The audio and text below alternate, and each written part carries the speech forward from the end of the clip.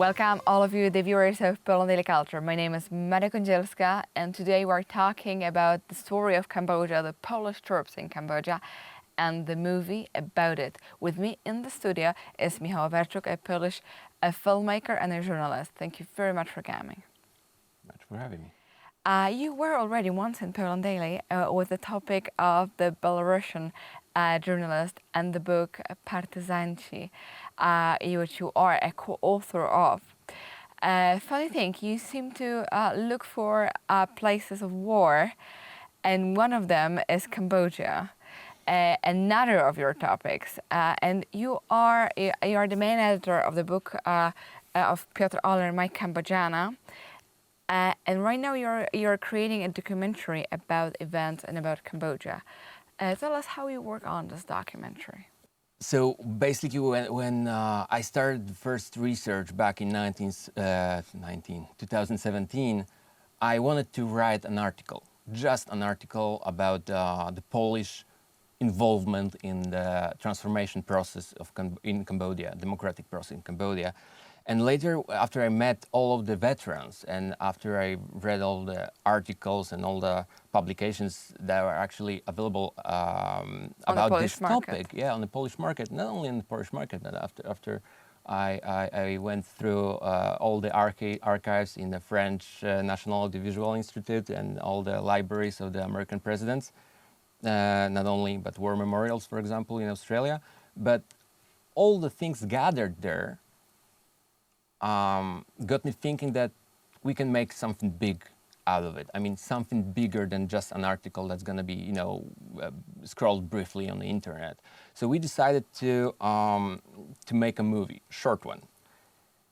But later, after a while, we got 60 hours of unpublished footage from war correspondents from around the world, which they were filmed back in 1992, 1993 in Cambodia. So we decided to put that together and make a full movie with the commentary of the Polish veterans. Not only Polish veterans, but people that actually were involved in the United Nations missions. But the main characters, the main heroes of the story are the Polish veterans that I believe, in my opinion, are the heroes in the true meaning of the sense here. So, and tell us about them a little bit. Why do you think they are heroes, and what have you learned already about them?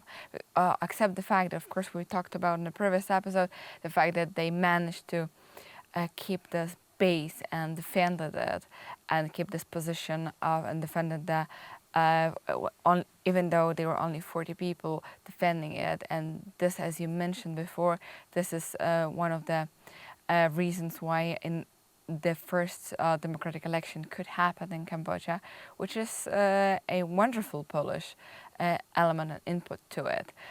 But what do you also think? What do you also say that they are heroes? How do you judge them, and what have you learned about them?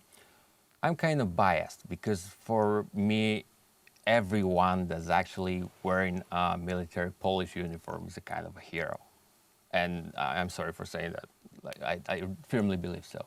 But in that case, they actually prevented genocide of civilians, of Vietnamese minorities. They actually helped people. They provided food, water, shelter, roads, which are still basically in Cambodia. You can still ride them. The infrastructure is really bad in Cambodia still, even though Chinese are building, highways there. I don't know why nobody's going there, but driving. But in my opinion, they didn't know. They didn't want to be a hero. They didn't know that they're doing something more than just defending the camp. And this is I don't know if it's ironic or funny, but I firmly believe that they achieved something incredible unconsciously. And because of that, they didn't know, for many years, 25 years, they didn't know that they did something really big. And our goal, Peter's, all the associations of the veterans, is to prove, with actual proof, the evidence, the documents, the actual, testimonies and all that stuff, that we are right. And I can reassure you that I'm 100% that we are right now. So it actually that it happened, that it changed the sort of plot of the history on it, kept it this way, that Cambodia is right now at least a developing country, not in war, but a country which stays some sort of stability, even though still poor. But with the fact that the civil war stopped and ended eventually, and they at the first democratic election could happen, so there is this Polish element in it, looking at the Polish military of which took part in this ONZ mission, and helped and kept this camp and didn't give up, because if they gave up, first of all they'd probably die. Moreover, the Vietnamese minority would be killed. Everyone, all the villagers and people in this village. Yeah, especially 2 months earlier, they actually killed and destroyed few villages next to the Tonle Sap Lake, which basically they wanted to do the same thing To this one. Yeah.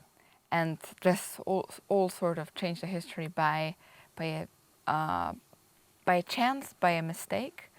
I don't think it was a mistake. They were trained to fight. They were soldiers, even though one of them was a cook, one of them was one engineer, one of them was, you know what I mean. But they were trained to fight, but they weren't supposed to fight. And what they did was unconscious. In my opinion, was unconscious, because they were defending the camp, they were defending the Polish camp, they were defending their own lives, but as well they were defending civilians, and they were defending one of the fronts of the city. Wonderful. And this is the point where we put right now to finish this episode. But more important than this, we of course invite you to watch the movie of Michał Awerczuk about the Cambodia. And we are waiting right now for the title, and definitely go check more about it and get more interested in this topic, because the knowledge is the key to the truth. And thank you very much for watching our show.